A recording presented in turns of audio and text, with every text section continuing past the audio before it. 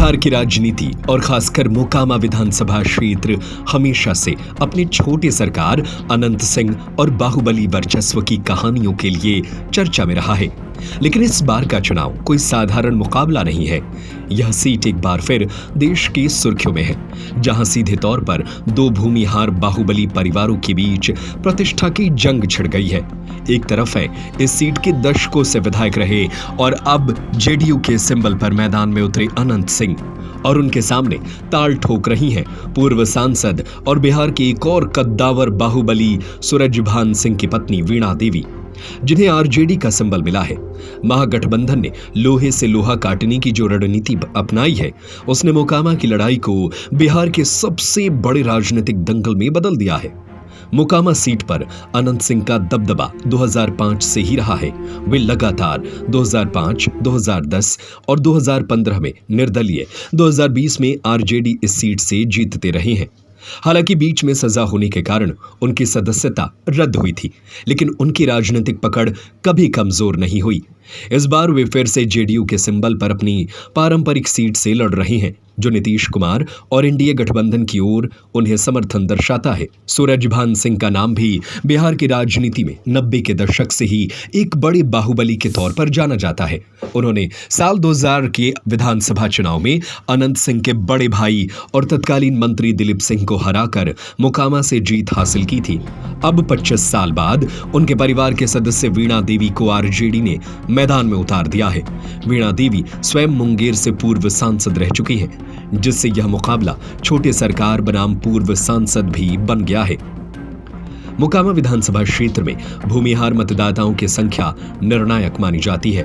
पारंपरिक रूप से इस जाति के वोट जिस उम्मीदवार को मिलते हैं, उसकी जीत लगभग तय होती है।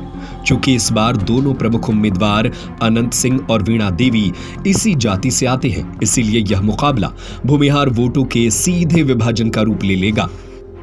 आरजेडी का वीणा देवी को टिकट देना एक सोची समझी रणनीति है। आरजेडी का कोर वोट बैंक मुस्लिम यादव लगभग उनके साथ रहता है। अगर वे वीणा देवी के सहारे भूमिहार वोटों में सेंध लगा पाते हैं और अनंत सिंह के प्रभाव को कम करते हैं, तो यह जीत महागठबंधन के लिए ऐतिहासिक होगी। यह एक प्रकार से आरजेडी का एमवाई के साथ बी यानी भूमिहार को जोड़ने का प्रयोग है। जेडीयू और अनंत सिंह की उम्मीद उनके व्यक्तिगत प्रभाव और परंपरागत भूमिहार समर्थन पर टिकी है।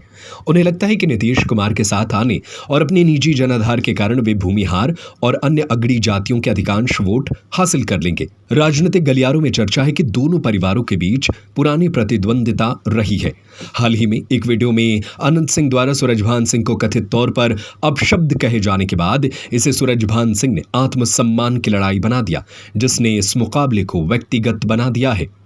मोकामा में हमेशा से बाहुबल एक बड़ा फैक्टर रहा है, लेकिन अब जनता के बीच विकास और कानून व्यवस्था भी महत्वपूर्ण मुद्दा है। अनंत सिंह के पक्ष में जेडीयू और एनडीए का समर्थन है, जिसका लाभ उन्हें प्रशासनिक मशीनरी और सरकारी योजनाओं के माध्यम से मिल सकता है।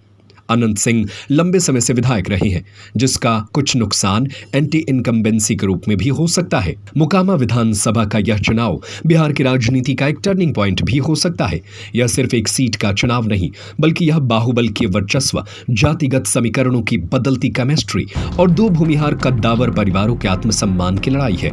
अनंत सिंह की वर्षों के बादशाहत को वीणा देवी और आरजेडी का एमवाई समीकरण कितना चुनौती दे पाता है, यह देखना दिलचस्प होगा। परिणाम जो भी हो, मोकामा का यह महासंग्राम बिहार की राजनीति में एक नया अध्याय लिख रहा है। यह स्पष्ट करता है कि अब राजनीतिक दल बाहुबलियों के प्रभाव को काटने के लिए खुद दूसरे बाहुबलियों के परिवार को मैदान में उतारने से भी नहीं हिचक रहे हैं। मोकामा की जनता किसे छोटे सरकार और किसे नई पारी का मौका देती है, इसका फैसला जल्द ही होगा।